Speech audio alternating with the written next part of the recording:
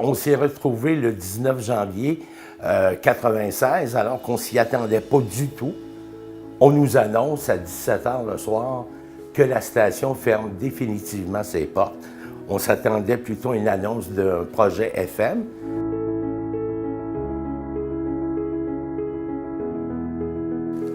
C'est pas ça du tout qu'ils nous ont annoncé. Ils nous ont dit, écoutez, chef radio était.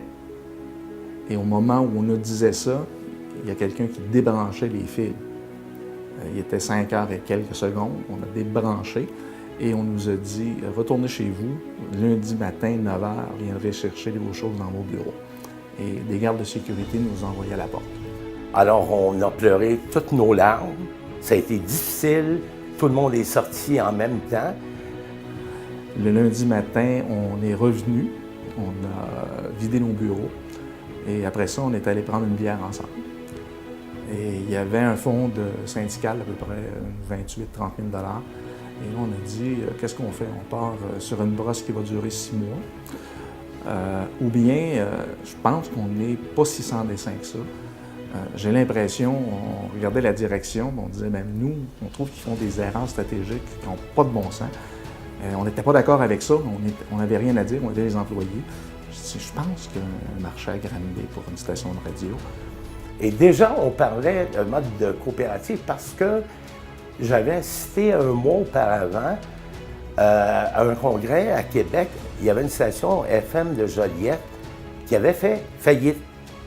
Et puis, ce qui est arrivé à ce moment-là, ils ont annoncé la Caisse populaire qui détenait les clés, qui détenait l'hypothèque et tout ça, qu'ils mettaient en vente la station de radio.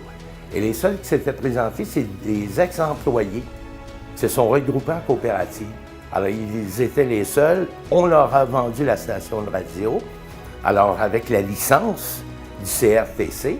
Alors, c'est pas comme nous. Nous, on a dû complètement repartir en zéro puisque la Voix de l'Est avait retourné la licence au CRTC. Et donc, on s'attendait qu'il y ait un appel d'offres pour la région de Granby. C'est ce qu'a fait le CRTC d'ailleurs. Et nous, on a tout de suite commencé à parler de coopérative. On a été appuyé par la CSN, par la Fédération nationale des communications.